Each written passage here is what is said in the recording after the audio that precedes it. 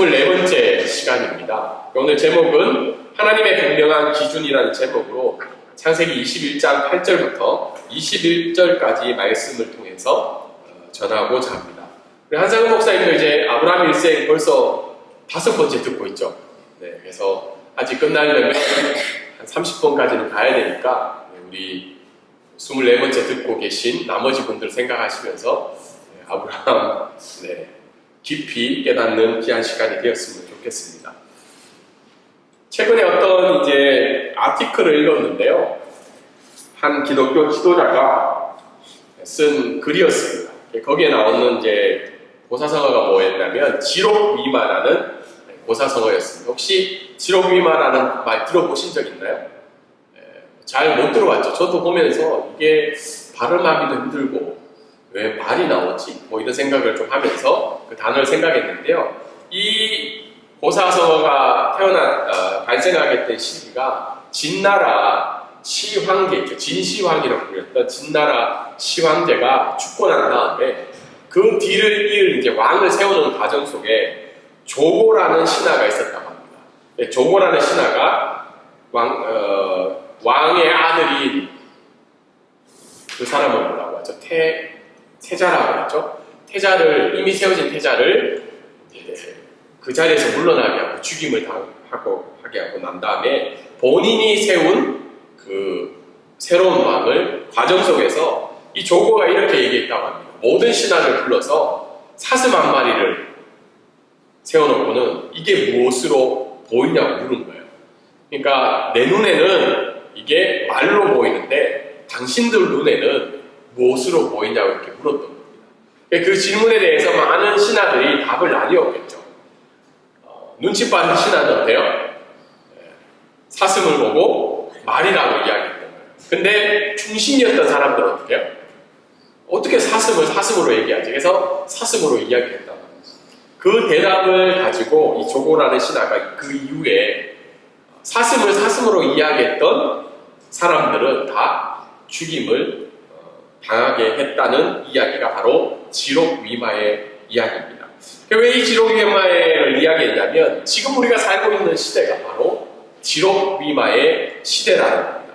옳고 그름이 뒤바뀌면서 어떻게 해요? 기준이 사라지는 시대가 바로 우리가 살고 있는 시대라고 합니다. 그렇기 때문에 이 시대에 살고 있는 사람들 중에 많은 사람들이 이 말을 쓰죠. 내로남불이라는 단어. 왜 내로남불이 지록위마의 시대에 유행이 될까요? 내로남불이라는 말은 사자성어에 없다고 해요. 사전에도 이제 표기가 돼 가고 있겠죠? 이제 새로운 단어니까. 근데 영어로는 이제 더블 스탠다드라는 영어를 쓰죠. 이 말은 뭐죠? 기준이 두 개라는 거예요. 나한테 적용하는 기준과 남한테 적용하는 기준이 다른 기준을 가지고 있다는 거예요.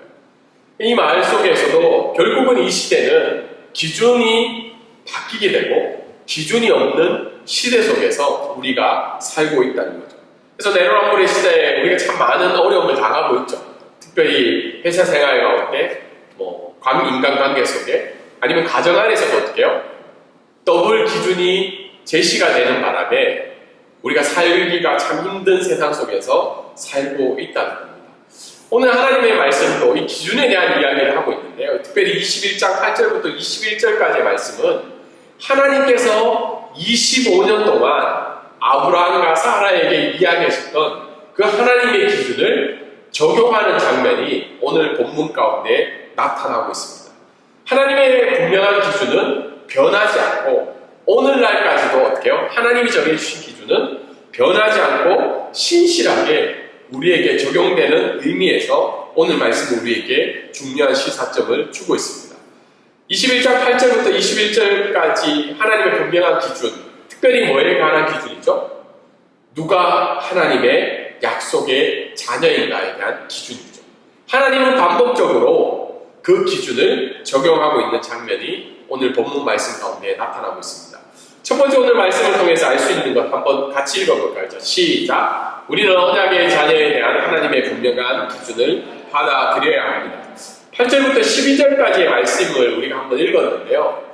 8절에 먼저 아이가 자라매 젖을 떼고 큰 잔치를 벌이고 있는 아브라함의 이야기가 나오고 있죠. 근데 아이가 젖을 떼고 잔치를 할 때쯤에 나이가 어느 정도 되었냐? 보통 한 3세에서 4세 정도에 이런 잔치를 벌였다고 고대 학자들은 이야기하고 있습니다.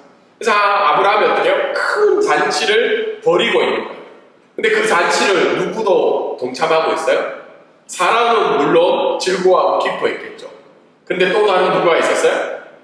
하갈과 이스마엘. 그의 여종이었던 하갈과 그 여종을 통해서 아이를 낳은 아들이 이스마엘이었는데 이 두 사람도 그 잔치를 어떻게 해요? 보고 있었다는 거예요. 그럼 그 마음이 어때요? 좋을까요? 나쁠까요? 굉장히 불편하죠. 왜냐하면 내가 장자이고 상속자인 줄 알았는데 이삭이 태어남으로 말미암아 어떻게 해요? 그 장자의 자리와 모든 소유권이 누구에게 가는 거예요? 이삭에게 가는 거죠. 그래서 이 마음이 불편한 가운데 있다가 이 애국 여인 하갈의 아들 이스마엘이 어떻게 해요? 이삭을 놀리는 지다라고 성경에 나오고 있죠. 근데 이 놀린다는 말은 그냥 놀리는 게 아니고 어떻게 해요? 무슨 의미가 있죠? 희롱한다는 의미가 있어요. 희롱한다는 거. 비웃음을 통한 희롱. 희롱이라는 건 뭐예요? 그냥 비웃는 거예요? 아니죠. 가서 짓궂게 장난도 치고 어떤 성경학자들은 희롱의 내용 중에 성적인 희롱도 있었다고 이야기합니다. 이 단어가 주는 의미가. 그래서 그 장면을 보고 있던 사라가 어떤 마음이 들어요? 내 피눈물 같은 자식을 어떻게 해요? 25년 만에 얻은 자식을 이 눈에 가신 이스마엘이 희롱하고 있는 거예요. 그래서 사라가 어떻게 해요? 뚜껑이 열려요? 안 열려요? 뭐 안 열린다. 뭐 내 자식이지만 그럴 수도 있지. 이건 진짜 부모가 아니죠. 내 자식이 그런 일을 당하면 어떻게 해요? 뚜껑이 열리죠. 그래서 사라가 어떻게 해요? 아브라함에게 얘기해서 어떻게 이야기하나요? 쫓아내라. 얘들 이제 더 이상 보기 싫으니까 우리 집에서 다 나가게 해달라고 아브라함에게 요청합니다. 사실 성적인 듯 아니든 희롱을 당하는 장면도 있지만 무엇이 더 걸려있는 거기에? 장자권이 걸려있는. 누가 하나님의 언약된 자녀이냐. 그래서 사라가 이제 이삭이 하나님이 정해주신 아들이기 때문에 어떻게 해요? 이스마엘은 아니라는 거죠. 그러면서 이제 내보내라는 거죠. 그 이야기를 듣는 아브라함 마음이 어때요? 아브라함이 다른 건 믿음의 행동을 많이 해요. 근데 두 가지 얘기했죠. 아브라함이 아클레스건. 두 개가 뭐예요? 하나는 아내, 자기 와이프 두 번이나 누이라고 판 이 아내. 하나는 뭐예요? 자식이죠. 이 두 가지 부분에 있어서는 믿음의 조상이 좀 되기가 어려워요. 왜냐하면 늘 주저하고 있는 장면이 나오고 있죠. 그래서 아브라함이 근심하고 있는 거예요. 왜냐하면 누구에 대한 근심이죠? 이스마엘에 대한 근심이에요. 아브라함 마음 가운데는 이삭이 태어났음에도 불구하고 이스마엘에 대한 아직 미련이 남아있는 거예요. 얘가 장자라고 예전에 신몇 장에 한번 나왔죠. 이스마엘이 있기 때문에 괜찮습니다, 하나님.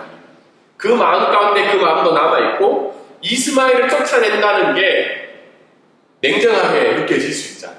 그래서 이 아들에 대한 여종을 통한 아들에 대한 근심도 있었다는 겁니다. 근데 12절에 하나님이 그 상황 속에서 기준을 제시하죠. 그 기준이 뭔가요? 이삭이 언약의 자녀라는 것. 그리고 그 사라의 요청에 대해서 어떻게 해요? 인정해주고 승인해주는 장면이 나오고 있습니다. 이 말씀을 통해서 우리가 몇 가지 적용해 볼 때 첫 번째는 하나님의 분명한 기준이 있다는 겁니다. 그게 뭐냐면 이삭은 되고 이스마엘은 안 된다는 거예요. 언약의 자녀가. 그게 뭐예요? 하나님이 정해주신 기준이라는 거죠. 하나님이 정해주신 기준. 그래서 이 기준을 적용해 볼 때 오늘 우리가 부활절로 이렇게 모였잖아요. 저희 교회는 뭐 아직 준비되지 못한 부분도 있지만 계란을 준비해오고 싶진 않아요. 왜냐하면 뭐 오늘 아침에도 우리 부활절과 관계없이 저희 집은 계란을 먹었거든요. 혹시 계란 오늘 드신 분 계세요? 부활주일이라고? 집에서 삶으셨어요? 혼자? 아니 그냥 계란. 그냥 계란을 드신 거예요? 부활주일에 되는 게 아니고 그 부활절 계란을 통해서 뭐 부활에 뭐 생각을 할 수 있지만 부활 사건의 중요한 부분은 뭐냐면 하나님의 분명한 기준이 있다는 거예요. 예수님이 십자가에 죽으시고 부활하신 이유는 누구를 위한 거예요? 예수 그리스도를 고백하는 자를 위해서 이 일을 행하셨다. 다르게 이야기해서 하나님이 선택하신 자들이죠. 그런데 예수 그리스도를 부정하고 때로는 하나님이 그 사람을 유기라는 말이 나쁘게 들릴 수 있잖아요. 유기는 뭐죠? 유기라는 말이 뭐죠? 방치하는 거죠. 근데 우리가 가끔 그런 질문하죠. 하나님이야, 진짜 나쁜 하나님 아니야? 누구는 선택하고 누구는 유기하고. 근데 우리가 그 질문 이전에 대답을 해야 될 게 뭐죠? 모든 사람은 하나님 앞에 죄인이었다는 거죠. 아담과 하와를 통해서 하나님이 하나님의 자녀가 되도록 영원히 살게 했지만 아담과 하와가 죽음으로 말미암아 모든 사람의 시작점은 뭐예요? 죄로 말미암아 죽게 되는 존재가 시작점입니다. 그 시작점 속에서 하나님이 부활의 사건을 통해서 하나님이 선택하고 예수 그리스도를 고백하는 자를 선택하는 게 그게 무슨 뭐라는 거예요? 하나님의 분명한 기준이라는 거예요. 근데 하나님이 선택하지 않으시고 예수 그리스도를 부정하는 자들은 그 부활 사건이 그 사람의 삶과는 전혀 관련이 없다는 게 하나님의 분명한 기준이라는 거예요. 그러면 하나님이 왜 나를 선택해 주셨나? 우리가 에베소서 말씀을 통해서 작년에 들었지만 하나님이 선택하신 이유는 뭐죠? 우리가 예배를 잘 드려서 아니면 뭐 헌금을 남들보다 많이 내서 우리가 착한 일을 해서 아니라는 거죠. 그 기준은 에베소서 말씀에 의하면 하나님이 기뻐하시는 뜻대로 선택을 당한 사람이 그 기준이라. 좀 억울할 수 있잖아요. 나는 남들보다 좀 잘했는데 나는 선택당함을 못 받은 거에 대해서. 그런데 그 기준은 누가 정한 거라고요? 하나님이 정해 주셨다는 겁니다. 그래서 이 말씀을 우리가 정해 보면, 그러면 오늘 말씀을 통해서 우리가 생각해 볼 수 있는 게 결국은 하나님의 기준을 우리가 받아들이려면 뭐를 내려놔야 된다는 거예요? 나의 기준을 내려놓아야 된다는 겁니다. 여러분 이스마엘의 행동을 한번 생각해 보세요. 이스마엘의 행동. 이스마엘의 행동이 어떤 행동이에요? 어떻게 했나? 이스마엘이 이삭에게 희롱을 했다고 했잖아요. 조롱도 하고 여러 가지 나쁜 짓을 했는데 비웃음과 희롱과 괴롭힘의 삶을 했는데 왜 이스마엘을 행동을 했을까? 한번 생각해 보세요. 이스마엘 입장에서 내가 태어났는데 갑자기 내 동생이 십몇 년 뒤에 다시 태어난 거야. 근데 걔가 어떻게 아버지가 얘가 우리 집을 이어갈 자다. 그럼 우리 마음이 어떨까요? 아버지 말이 맞죠. 걔가 해야죠. 아버지 뜻대로 하겠습니다. 라게 이야기할 수 있나요? 혹시 형제가 있으신 분 계신가요? 네, 형제가? 네. 형제가 있으신 분 계신가요? 네, 이쪽으로 들어오시면 됩니다. 네, 안녕하세요. 네. 형제가 있으신 분 계신가요? 형제가? 형제 있으세요? 몇 명이에요? 형제? 누나 있어요? 엄마, 아빠가 어떻게 누나를 더 좋아하시진 않죠? 공평하게. 네, 그렇죠. 제가 기억나는 게 뭐냐면, 어릴 때 저희 형이 한번 이불을 뒤집어 쓰면서 운 적이 있었어요. 고등학교 때. 그 이유가 저 때문이었어요. 본인이 느끼기에 어떻게 해요? 차별을 당한 거죠. 차별을 당했다고 생각을 한 거예요. 그래서 부모님들이 어머니가 그렇지 않다고 이야기해도 어떻게 해요? 그걸 받아들일 수가 없는 거예요. 동일하게 이스마엘은 어떻게 해요? 자기가 하나님 앞에 하나님의 기준을 받아들인다면 이삭을 어떻게 해야 돼요? 받아들일 수밖에 없는 상황인 거죠. 그런데 그 기준을 내려놓지 못한 상황 속에서 이스마엘은 그런 행동을 하고 있었다는 거예요. 근데 이스마엘도 이스마엘인데 그 기준을 못 내려놓은 사람이 또 한 명이 나타나요. 누구죠? 아브라함이죠. 오늘 본문에 보면 아브라함이 그 얘기를 듣고 어떻게 해요? 근심하였다라고 이야기를 하고 있죠. 근심하였다. 왜 근심을 했나요? 자기가 생각하기에 이삭이 아니고 누구예요? 이스마엘과 같은데. 그리고 이 아들을 보내면 어떡하지라는 근심이 쌓여질 수 있다. 근데 이 기준을 정하신 분이 누구라는 거예요? 하나님이시다. 그래서 이 말씀을 통해서 우리가 알 수 있는 것은 나의 기준이 하나님의 기준을 넘어서며 살아갈 때도 있다는 겁니다. 여러분, 성경에서 이야기하는 행복의 기준이 뭘까요? 성경에서 이야기하는 행복의 기준. 지난주에 그 예배에 참석하셨던 KB금융 신우에 예수님을 믿는 사람들이 여기 예배 드리러 오셨거든요. 그 행사가 있었어요. 이거 행사가 뭐냐면 4박 5일 동안 행사를 했는데 KB금융 혹시 만난 분 계세요? 없으시죠? 그 호텔이 그 센타라 호텔이 있어요. 그 친놈 쪽에 맞죠? 네.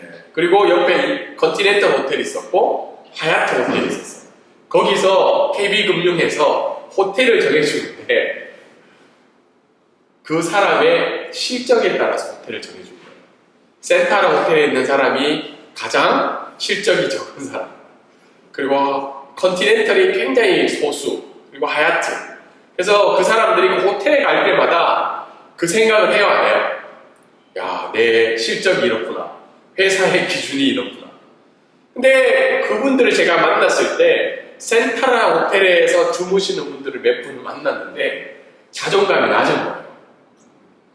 아, 당신들은 하얏트에서 자서 맛있는 게 많았겠죠. 센타라 호텔에는 조식이 별로였어요. 근데 저희가 보기에는 저는 센타라도 자본 적이 없고 하얏트도 자본 적이 없는데 다 5성급 호텔이에요. 근데 그 안에서는 어떻게 해요? 그 행복의 기준과 성공의 기준을 나누고 있다. 근데 오늘 부활절을 맞이한 저희들에게 하나님이 정해주신 행복의 기준과 성공의 기준이 뭐라는 거예요? 그것은 세상 사람들이 정해준 행복의 기준과 성공의 기준이 아니라는 거예요. 이 기준을 받아들일 때 우리의 삶 가운데 행복할 수 있는 마음들이 나타나고 있다는 거예요.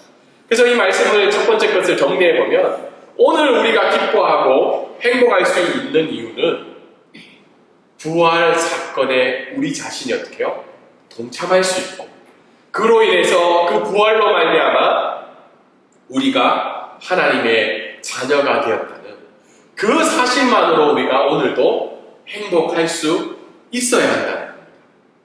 근데 이스마엘처럼 어떻게 해요? 이 세상은 우리를 여전히 조롱하고 희롱하며 우리를 대하며 살아가고 있다는 겁니다. 왜냐하면 우리가 가지고 있는 기준과 가치가 그들에게는 통하고 있지 않다는 거예요.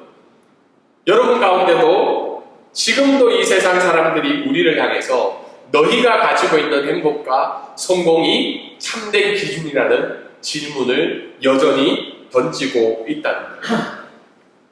제가 그 KB금융에 있는 분들 보면서 정말 스트레스 받겠다.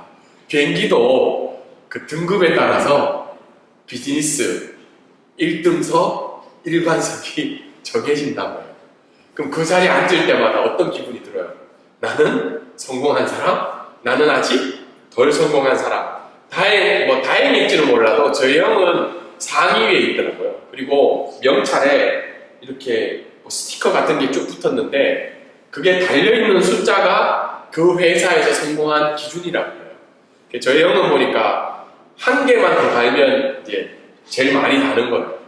그래서 그걸 보면서 그분들도 예수 그리스도를 믿고 살아가지만 여전히 세상으로부터 조롱과 희롱을 당하면서 그 위치에 살아가고 있다.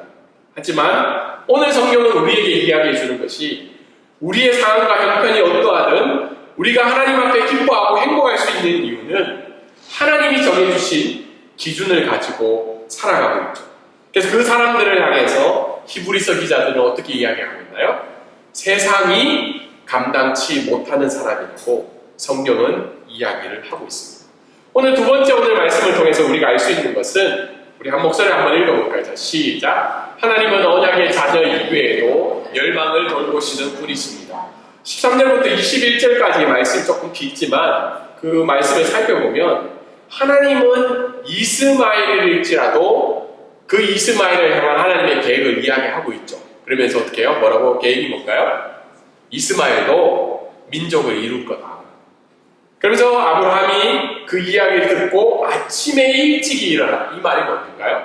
순종했다는 말이죠. 아침에 일찍 일어나서 떡과 물 한 가죽 부대를 가져다가 하갈의 어깨에 메어주고 하갈을 보내는 장면이 나오고 있죠. 근데 한번 생각해보면 이야 너무한 거 아니냐 아브라함 입장에서 아버지가 돼가지고 어떻게 해요? 뭐만 준 거예요? 떡, 물 한 가죽 부대. 사실 우리가 배운 말씀을 읽긴 대로 아브라함은 굉장한 부자였죠 그 당시에. 근데 준 거는 뭐예요? 떡 하나랑 가죽 부대. 그러면 느낌이 좀 어때요? 야 아버지 잘 챙겨줬네라는 느낌 들어요? 별로 뭐 내일도 아니니까 줄 수도 있지. 근데 제가 처음에 이 말씀 읽었을 때 너무한 거 아니야. 소 10마리, 양 10마리, 종 한 5명을 같이 보내야 되는 거 아니냐 생각할 수 있는데 그 당시에 고대 근동의 법들을 보면 하갈의 신분 때문이라고요. 하갈이 뭐예요? 부인이 아니고 뭐죠? 종이었대요. 우리가 조선시대나 왕조를 보면 종이 왕과 동침을 하게 되면 종은 뭐로 올라가요? 네, 여왕, 왕비는 아니지만 왕비 밑에 있는 부류로 신분이 상승하잖아요. 그런데 이때 당시의 문화는 그렇지 않고 아브라함에게 있어서 최고의 대우는 그 하갈을 어떻게 해요? 종의 신분에서 자유의 사람으로 내보내는 거라고 합니다. 그래서 그 하갈을 어떻게 해요? 내보낸다는 말은 자유의 사람으로 바뀌게 된 거죠. 그러면서 자유의 사람으로 신분을 회복하게 된 다음에 떡과 물 한 가죽 부대를 보내었다고 합니다. 그래서 하갈이 이제 광야로 가게 되는데 하갈이 위기를 경험하게 되죠. 무슨 위기인가요? 물이 떨어진 거예요. 물이 떨어지니까 하갈이 그 아들을 어디에 둔 거예요? 괌목덩굴이라고 좀 어렵잖아요. 말이. 찾아보니까 덤불로 구성이 된 나무예요. 나무인데 덤불나무예요. 그 밑에 아들을 이제 내어보내고 난 다음에 엉엉 울기 시작하죠. 하나님 이럴 수 있냐고. 그리고 자기 주인인 아브라함도 원망하면서 하나님 앞에 그렇게 원망하는 장면이 나옵니다. 그러자 하나님이 어떻게 해요? 다시 한 번 더 개입하시고 도우시는 장면이 나오고 있죠. 하갈에게 뭐를 발견하게 돼요? 샘을 발견하게 하십니다. 그리고 난 다음에 생명을 보존받고 난 다음에 하나님이 그 아이와 함께 하시면서 이스마엘이 장성하게 되죠. 그러면서 이스마엘이 자라서 뭐가 되나요? 활 쏘는 자가 되었다고 하잖아요.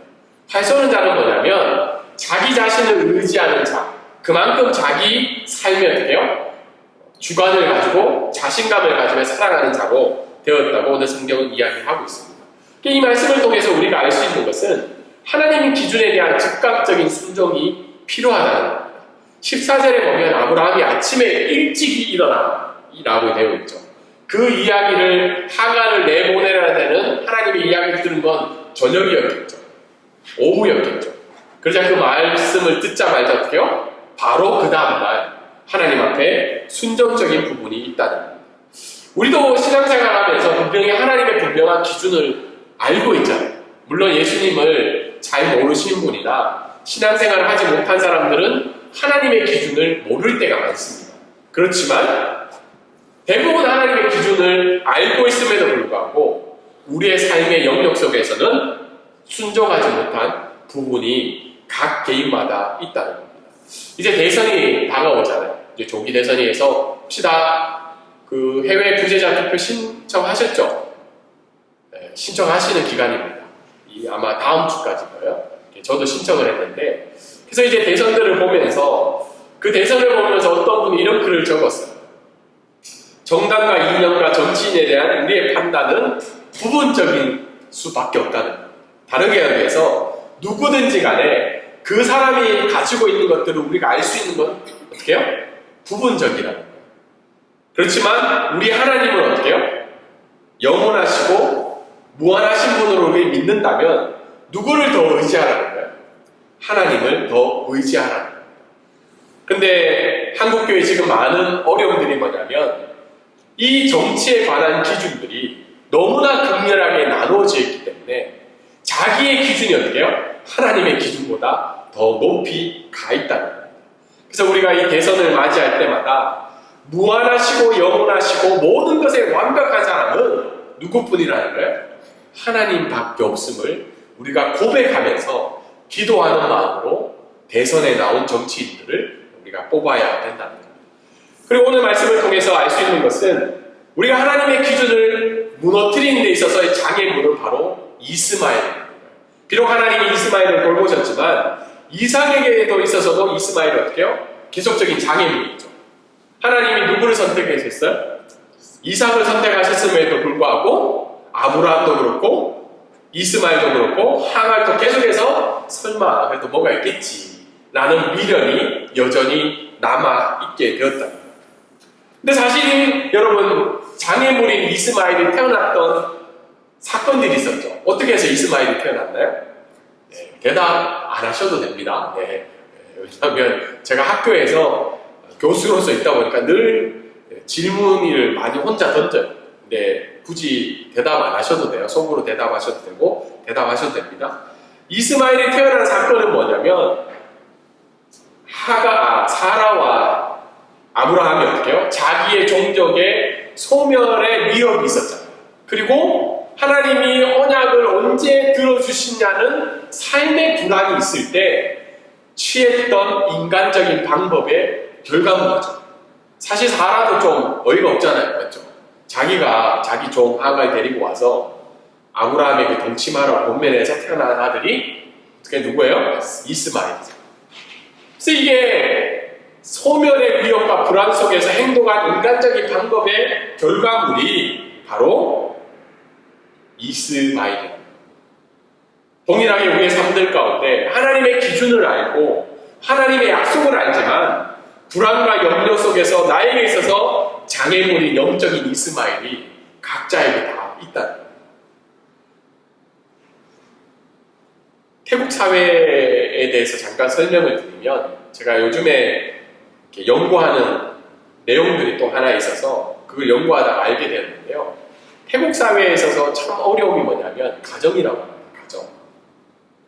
가정이 건강하지가 않아요. 한국도 물론 어려움이 있지만 그 통계 속에서 뭐냐면 부부의 신의가 있잖아요. 부부로 되면 부부의 신의를 지켜야 되는데 태국 남자들이 자기 배우자 이외의 사람들과 외도를 하는 경우가 56%라고 해요. 남자들이.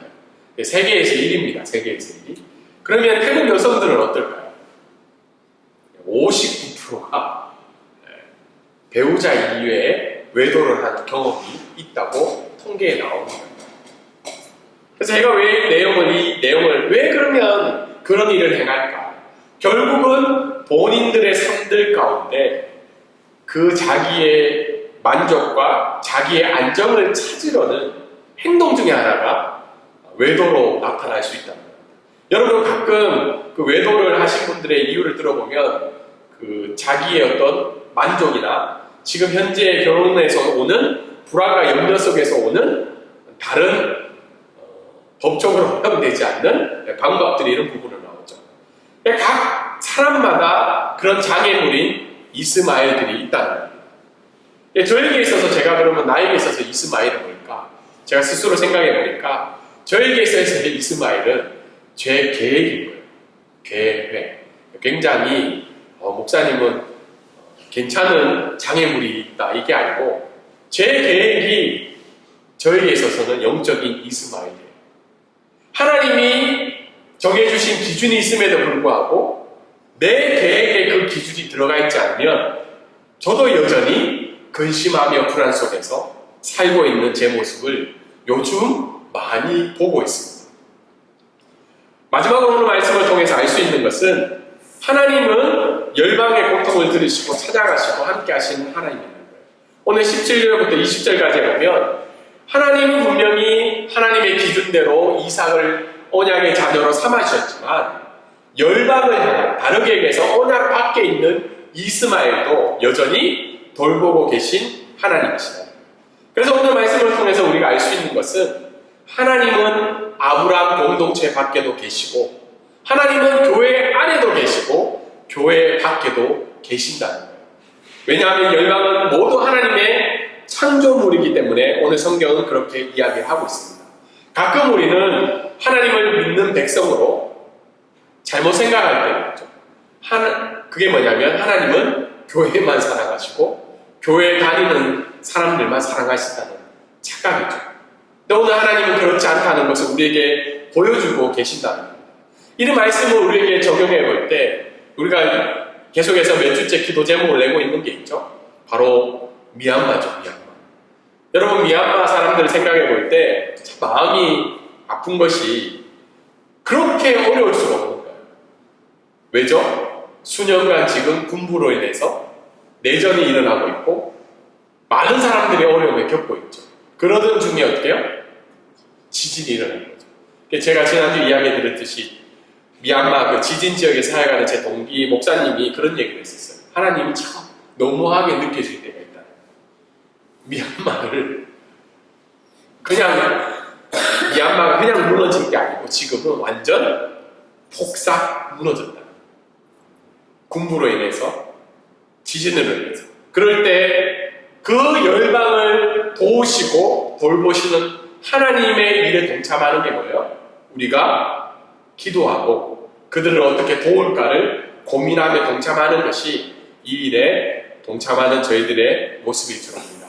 말씀을 정리하도록 하겠습니다. 오늘 부활주를 맞이해 있는 저희들에게 내 삶의 모든 부분에서 하나님의 분명한 기준을 받아들이는 은혜가 저희들에게 있기를 원합니다.